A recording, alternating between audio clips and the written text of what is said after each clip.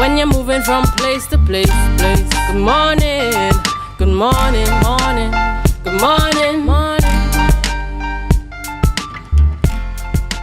Good morning, viewers. We're just at about 7:16 a.m. and welcome back to the Tobago Updates morning show, coming to you here live from the Port Mall in Scarborough, Tobago. I'm Julien Skeete, and in this segment, we're heading into conversations with John Arnold, former CEO of the Tobago Festivals Commission. And this morning, we're chatting about festivals, we're chatting about tourism, and we're chatting about Tobago. How is that industry going, thriving, or rather chatting about the lack thereof, as may be the perspective. Good morning to you and welcome. Oh, yes, sir. How are you? Fine, thank you. And how are you doing? I am really doing well, I'm good. So we want to dive right on in. In more recent times, we have seen what are attempts by the current administration, as they have described it, to make some changes to the landscape of festivals and activities in Tobago. I want to start from that perspective because I know you not only functioned as CEO for what would have been the established Tobago Festivals Commission, but you're one that is well respected in the Tobago field, in fact Trinidad and Tobago and beyond, for your involvement in the art forms. What would be your first impression, commendation or concern in relation to the direction in which you see things going with regards to festivals on the island? All right, so first I want to preface what I have to say because, one of the things I think that we don't have the ability to do a lot of in the spaces in Tobago is to be able to discuss and distill some of these things without anybody thinking it's political. So I want to make that abundantly clear. I am Tobagonian, I'm Trinbagonian, I'm Caribbean, and, I really want to see everything for Tobago. So it has absolutely, my comments have nothing to do with politics. I think festival tourism, when you look at it, Julian, happens to be one of those niches within the whole diversified tourism ecosystem that we have to know that it's been tried and tested. And also, you have enough examples in the Caribbean where you have seen the success and what that has done. And I think it's unfortunate for me to have heard that the festival was abandoned and put on hold. And I will tell you why.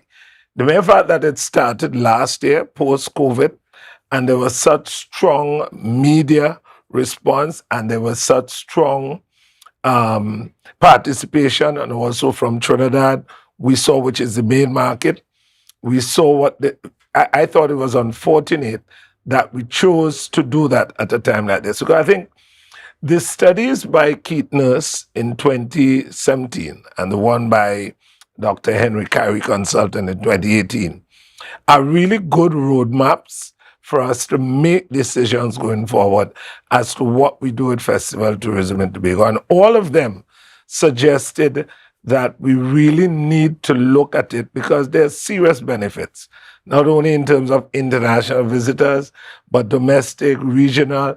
It also helps you in your destination branding, all right? Apart from all that, it also helps the local people in terms of the cultural confidence, in terms of feeling self-worthy as a people. We have something that people can come to and so on. So there are several benefits that were identified in those reports.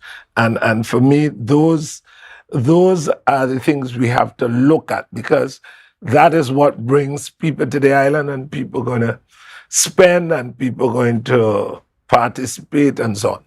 I want to touch on particularly one of the more recent ones that would have been cancelled or way given, if you want to put it that way, to the private sector to get involved. And I know you've been involved in this thing from as early as the start. From the beginning. Right, from the very beginning, in the days of CLICO and then transitioning. Right, tell us, what would you have said, in your time there, you would have seen as that greater vision, coming from 2005, what you might have hoped for in 2025 with seeing where that festival was intended to go, moving from the private sector to something primarily managed by the THA.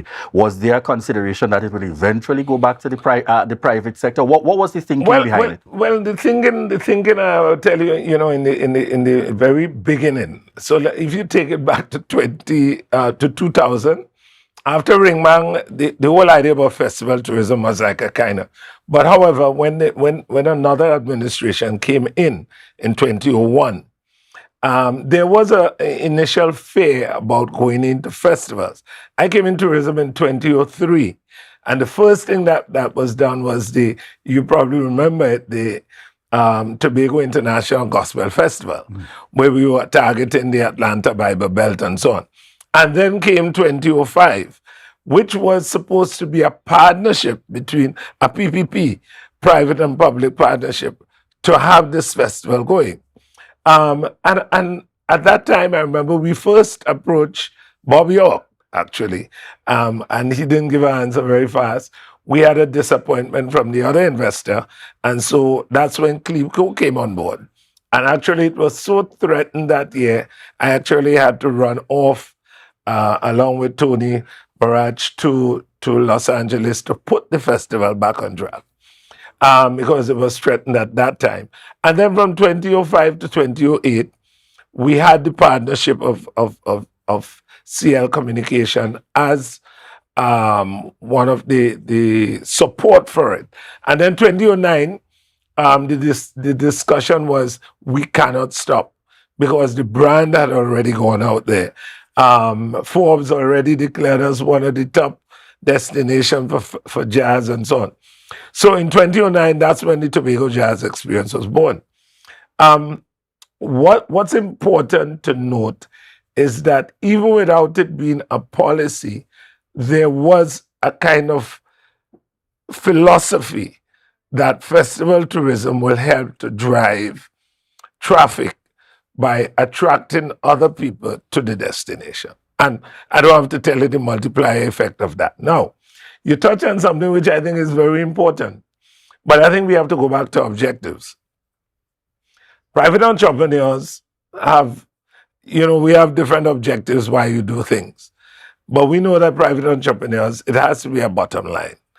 My personal, let me use the word personal, feeling is that I think that all governments, all persons who are in charge, have a responsibility to several things, whether it be security, roads, infrastructure, community centers, what have you. And I think that one of the commitments has to be to make sure that not only the tourism infrastructure, but also some of the things that talk about the tourism businesses and the tourism sector from the perspective of the niches. If we decide that festival tourism is a niche, then those have to be supported by the state. That's my very deep conviction on that. And I know I get that clearly because I know your passion when it comes to this. But how do you then make the comparison with the views expressed that we just cannot afford to sustain it? How do you treat with that kind of a scenario? In still wanting it to happen, but the views are being expressed that we just cannot sustain, and financially that is the continued execution of at least this initiative and considerations for revisiting some of the others. Well, you're bringing me back to the same perspective I'm trying to drive, which is as long as there's planning taking place and you're deciding what are the niches. Now, if the government or whoever decides that we do not want festival tourism as a niche that we're going to pursue, then fine. You only pursue the other niches that you've done. You remember when we did the dive tourism was thought as a niche to pursue, and we got a flight coming out of Brazil. You remember that? And then it did not work out. What did they do? They abandoned that initiative. It didn't say dive stopped. You still have people going to dive shows. You still have dive as a niche. But I think decisions have to be made from a policy perspective as to exactly what are the niches we're going to drive to bring tourists to the island. I'm telling you, Julien, that the St. Lucia model is one that we have to look at. And also the two reports did indicate you spend a lot of money to get those reports, that we need to look at it. As a matter of fact, one of the reports says that we need to change the name but we should not stop it because of the benefits that will accrue in the medium and long run. And you took me to another point, because from where I sit, ultimately you're looking around the Caribbean, and that's precisely the next question that I was going to. And you are seeing the World Music Festival being executed on different levels among our Caribbean islands. What would you say is fundamentally different there versus the challenges we are identifying here as a reason to stop it fully from the standpoint of the government that is in the context of the THA, and really kind of leave that heavier burden or the heavier lifting to the private sector? What's different between? Well, I think I can't speak for the THA. But I would think that as a professional in the festival tourism area, that islands like St. Lucia certainly have seen the benefit of having the festival as something that is supported both from the government and beyond. You remember when the St. Lucia started, it started off with a partnership with BT. I don't know if you could go way back, right? Well, I don't know. But it started off as a partnership with BT, and then BT moved out, and then they had to change. And then over the years, you saw where there were changes in the naming of the festival to expand it. The last consultant suggested that because we were embracing not just jazz, he suggested we call it the Tobago, Soca, and Carry Jazz Festival, which he thought would now kind of expand the thing, because you now had a festival that was talking to reggae, world beat, jazz, calypso, soca, and so on. My point is that I think if you look at it, it happens. You've seen other islands do it, and it works. So I think it's something to put on the planning board, that you say, it's a matter of how you prioritize your funding and how you plan to make sure that this tourism niche is supported fully. And I think once you have that, we also have, over the years, remember when Flow came on board for a 3-year partnership, 1 million every year.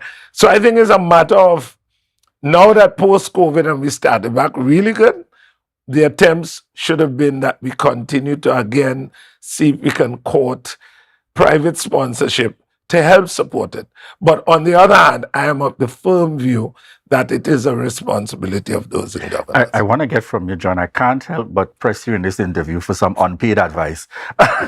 How do you see things going from here? What are your hopes still very much, even with what has transpired in this year, in 2024? And I'm speaking now specifically to the festival. Yeah. What are your hopes in terms of going forward to really still perhaps find that middle ground where we don't lose altogether, but at the same time we're able to meet or to overcome the challenge that is being identified as it relates to the festival, and particularly here we're speaking to looking broadly at the jazz festival. So I want to start by just saying that the way I see it is that private entrepreneurs are great. The fringe will all benefit because rising tide effect. If the state does something big, all the other fringe will lift. All the boats will rise.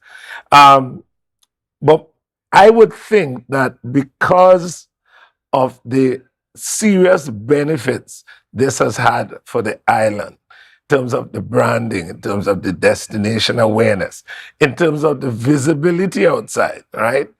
I think that moving forward, one of the things that can be done is 2025 to really think it's not, we would have had a year off. I think we really should consider, if you want to rebrand it, but you come again with a festival like this, because we are lucky, Julien, in that we have Trinidad is one of our great markets.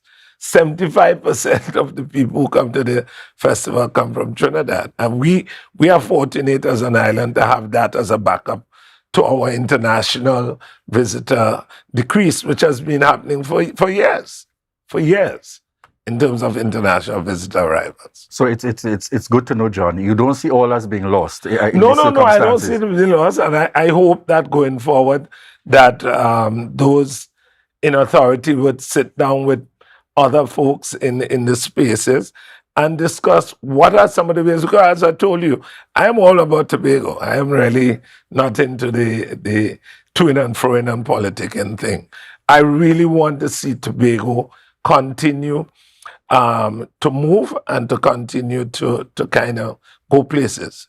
All right, excellent indeed. We've got to leave it there for this morning, folks. And certainly talking to one of our professionals and dedicated in the field. And I'm happy he reminded me all too well. He's been it from the very beginning with the creation and development, and certainly still being willing to offer his support and sitting down if needs be. Let's discuss what the possibilities are with that greater focus on Tobago. And I love the declaration, going beyond just the politics, looking for something that can certainly and has worked. And if there's need for tweaking, we tweak it, we adjust it, we modify it, but just don't throw it out altogether and hope that private entities are able to pick it up and to be able to run with it. So thank you very much again. Thanks a lot for this. Arnold, for joining us here on set this morning at the Tobago Updates morning show. And viewers, at this point, we're preparing to head on out to a break, but we certainly want to remind you, again, for those of you viewing on the outside there, before we head on out, our C students are heading out this morning. Parents, easy. Stay calm.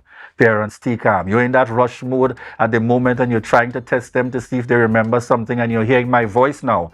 This morning is not the morning for that, parents. Allow them to be as calm and comfortable as possible to head on into their exams. And once again, we wish the very best to all our C students heading out there this morning. And let's remember them in prayer as well. Viewers, we head on out to a break, and we want to remind you that this is your opportunity to share the live, share the live, share the live.